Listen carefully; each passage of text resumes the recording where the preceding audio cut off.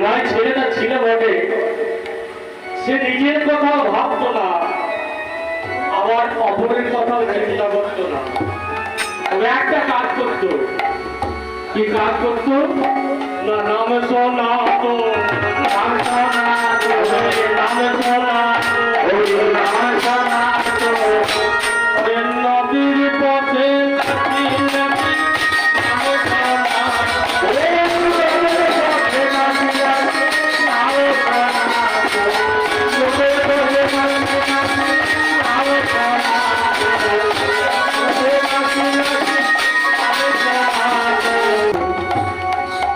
আসুন আমরা সবাই মিলে আমরা এই হরিনাম করি।